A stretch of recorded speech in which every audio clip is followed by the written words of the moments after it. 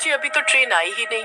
मैंने बताया तो था, ट्रेन 11:30 बजे की है, पर तुमको तो इतनी जल्दी थी कि तुम 10:30 बजे ही जिद करने लगी कि चलो चलो, देर हो जाएगी। चलो कोई नहीं, जल्दी आ गए पर लेट तो नहीं हुए ना। हम थोड़ी देर यहीं बैठ जाते हैं। बस फिर सब लोग स्टेशन पर बैठकर ट्रेन का इंतजार करने लगते हैं। काफी देर बाद वहाँ एक ट्रेन आती है। लो, आ गई हमारी ट्रेन। आराम से चढ़ना और बच्चों का ध्यान रखना है। बच्चों, तुम जरा भी उछल कूद मत करना। जी पापा। सब लोग ट्रेन में चढ़ जाते हैं। उसके बाद वो अपने डिब्बे में पहुंचते हैं और अपनी अपनी सीट पर बैठ जाते हैं। दोनों बच्चे खिड़की वाली सीट पर बैठ जाते हैं क्योंकि उनको बाहर देखना होता है। पापा, ये ट्रेन कब चलेगी? बस बेटा, अभी सब लोग ट्रेन में चढ़ जाएंगे तो ट्रेन चल पड़ेगी। बस तुम दोनों खिड़की से हाथ बाहर मत निकालना, ठीक है? हाँ मम्मी, हम हाथ बाहर नहीं निकालेंगे, बस दूर से देखेंगे। बस फिर ट्रेन चल पड़ती है। बच्चे बड़े ही खुश होने लगते हैं। रीमा और मनोहर भी बच्चों को देख बड़े खुश हो रहे होते हैं। बच्चे ट्रेन के बाहर देख रहे होते हैं पर रात होती है तो उस वजह से बाहर ठीक से दिख नहीं रहा होता। बच्चों को इतना मजा आ रहा होता है कि वो सोने का नाम ही नहीं ले रहे होते। बच्चों, अब काफी देर हो गई है, अब तुम दोनों चुपचाप सो जाओ। जब तुम सुबह उठोगे तो हम पहुंच चुके होंगे, ठीक है? फिर कल हमें बहुत सारा घूमना भी तो है। हाँ बच्चों, तुम्हारी मम्मी सही बोल रही है। चलो, दोनों अच्छे बच्चों की तरह सो जाओ। मनोहर भी सुबह 8 बजे का अलार्म लगाकर सो जाता है। ट्रेन चलती रहती है और सब मजे से सोते रहते हैं। फिर मनोहर की घड़ी का अलार्म बजता है जिससे मनोहर की आंख खुल जाती है। वो घड़ी देखता है तो उसमें 8 बज चुके होते हैं। मनोहर झांक कर देखता है तो बाहर एकदम अंधेरा होता है और ट्रेन रुकी हुई होती है। मनोहर अपनी पत्नी को उठाता है। मनोहर आसपास वालों से पूछता है तो वो भी इसी बात से परेशान होते हैं कि उनकी घड़ी में भी 8 ही बज रहे हैं पर बाहर अंधेरा क्यों है। बड़ी अजीब बात है, क्या सबकी घड़ी थोड़ा खराब हो गई है? चलो भाई, जरा बाहर निकलकर पूछते हैं। हाँ भाई साहब, चलो चलते हैं। मनोहर और दूसरी सीट पर रमेश नाम का आदमी दोनों बाहर जाते हैं। उनके साथ और लोग भी चल पड़ते हैं। जब वो लोग बाहर जाते हैं तो ट्रेन एक सुनसान घने जंगल में रुकी होती है और सामने एक बहुत ही बड़ा खंडहर होता है। सब बड़े परेशान होने लगते हैं और ड्राइवर के पास जाते हैं। अरे भाई साहब, ये आपने कहाँ ट्रेन रोक दी? कौन सी जगह है ये? आपने यहाँ ट्रेन क्यों रोकी? और सुबह के 8 बजे भी यहाँ इतना अंधेरा क्यों है? ट्रेन का ड्राइवर उधर मुंह करके बैठा होता है, पर जब वो मनोहर और बाकी लोगों की तरफ अपनी मुंडी घुमाता है तो सबके होश ही उड़ जाते हैं क्योंकि वो कोई और नहीं बल्कि एक डरावना भयानक भूत होता है और ड्राइवर की लाश साइड में पड़ी होती है। सब बहुत तेज चिल्लाने लगते हैं। इसने तो ड्राइवर को मार डाला। हाँ, मैंने इसे मार दिया। तुम सब अब मेरे कब्जे में हो और ये मेरी दुनिया है। यहाँ मेरा राज चलता है, इसीलिए यहाँ हमेशा अंधेरा रहता है, क्योंकि मुझे अंधेरा बहुत पसंद है। क्या? ये हम कहाँ फंस गए? हमें जाने दो, तुमने हमें क्यों कैद किया है? हाँ, प्लीज प्लीज हमें जाने दो। अंदर हमारा परिवार है, हमारे बच्चे हैं। अब कोई भी कहीं नहीं जा सकता। तुम सब अब मेरी दुनिया में कैद रहोगे, हमेशा हमेशा के लिए, और मेरी गुलामी करोगे। इतनी देर तक जब ये लोग अंदर नहीं जाते तो बाकी के लोग भी ट्रेन से बाहर आने लगते हैं और धीरे धीरे ट्रेन के बाहर लोगों की भीड़ जमा हो जाती है। जब सब लोग एक दूसरे से पूछने लगते हैं कि आखिर हुआ क्या है, तभी भूत ट्रेन के अंदर से बाहर कूद कर आ जाता है। सब लोग उसे देखकर बुरी तरह चिल्लाने लगते हैं और भागने लगते हैं।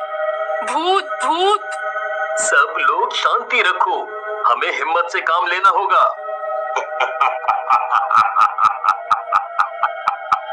तू तो बड़ा बहादुर है, पर तेरी बहादुरी इसे काम नहीं आएगी। तू या तेरा परिवार कोई भी मेरी दुनिया से वापस नहीं जा सकता। भूत हंसता हुआ वहां से चला जाता है और सामने वाले खंडहर के अंदर चला जाता है। भूत के जाते ही सब लोग आपस में बातें करने लगते हैं। अरे भाई, ये क्या मुसीबत में फंस गए हम। ये ट्रेन हमें कौन सी जगह ले आई है। हाय राम, मैं तो भगवान के दर्शन करने जा रही थी, पर यहाँ तो भूत के ही दर्शन करने पड़ रहे हैं। मैं ऐसे नहीं मरना चाहती। क्या हम कभी यहाँ से वापस नहीं जा पाएंगे? नहीं नहीं, ऐसा नहीं हो सकता। अगर ये ट्रेन हमारी दुनिया से इस दुनिया में आ सकती है तो वापस जाने का भी कोई ना कोई रास्ता जरूर होगा। बस हमें उस रास्ते का पता करना होगा। एक काम करो सब लोग, अलग अलग जगह जाकर यहाँ से निकलने का कोई सुराग ढूंढो। सब लोग हर जगह फैल जाते हैं। कोई जंगल में रास्ता ढूंढता है तो कोई ट्रेन के आसपास, कुछ लोग खंडहर में जाते हैं तो कुछ बाकी जगह।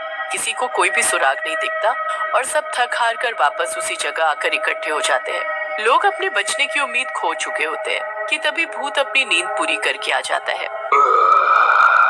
अब मुझे बहुत तेज भूख लग रही है। ये बच्चा तो बड़ा सुंदर है, आज मैं इसको खाऊंगा। नहीं नहीं, मम्मी मम्मी मम्मी मुझे बचा लो, मम्मी मुझे बचा लो। भूत मोनू का हाथ पकड़ता है और उसे ले जाने लगता है। रीमा और मनोहर भूत के आगे हाथ जोड़ने लगते हैं। मेरे बच्चे को मत ले जाओ, इसे छोड़ दो। भूत किसी की एक नहीं सुनता और घसीटते हुए मोनू को ले जाता है। दूर आग जल रही होती है जिसके ऊपर एक बड़ी सी कढ़ाई होती है। उस कढ़ाई में गरम तेल उबल रहा होता है। भूत मोनू को वहीं पेड़ से बांध देता है। मोनू बेचारा चीख चिल्ला रहा होता है पर वो कुछ नहीं कर पा रहा होता। इधर मनोहर बस कैसे भी वहां से अपने बच्चे को बचाने और वापस जाने का रास्ता ढूंढने लगता है। कहीं तो कुछ तो सुराग होगा। एक बार फिर से ड्राइवर की सीट पर जाता हूँ। हाँ। मनोहर वापस ड्राइवर की सीट पर जाता है। वहाँ वो देखता है कि ड्राइवर की सांसें अभी भी चल रही है। वो ड्राइवर को जल्दी से पानी पिलाता है। भाई, ओ भाई, उठो उठो ना। हाँ, हाँ, हाँ। तुम जिंदा हो। शुक्र है भगवान का, तुम जिंदा हो। वो भूत हमें अपनी दुनिया में ले आया है और अब मेरे बच्चों को पकाकर खाने वाला है। हम सब ने यहाँ से वापस जाने के सारे रास्ते ढूंढ लिए पर हमें कोई रास्ता नहीं दिखा। रास्ता तो सामने है। सामने? कहाँ सामने? वो देखो, सामने जो इतना बड़ा पेड़ है उसमें कैसा अजीब सा गड्ढा है। यही है बाहर जाने का रास्ता। मनोहर फिर लोगों के पास जाता है और चुपके से सबको ट्रेन में जाकर बैठने को कहता है। सब लोग थोड़े थोड़े करके ट्रेन में जाकर बैठ जाते हैं और भूत को कुछ शक भी नहीं होता। फिर अब मनोहर अपने बच्चे को बचाने के लिए जाता है। तू फिर आ गया, जाता है कि नहीं? नहीं नहीं, मैं तो बस अपने बच्चे को आखिरी बार गले लगाने आया हूँ। ठीक है। मनोहर फिर मोनू को गले से लगाता है और उसके कान में धीरे से बोलने लगता है।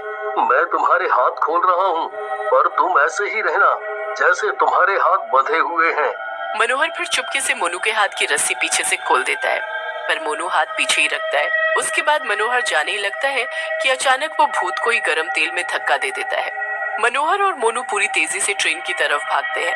ड्राइवर ट्रेन चलाने को तैयार होता है। फिर जैसे ही वो दोनों ट्रेन में चढ़ते हैं, ड्राइवर तेजी से ट्रेन उसी पेड़ में घुसा देता है।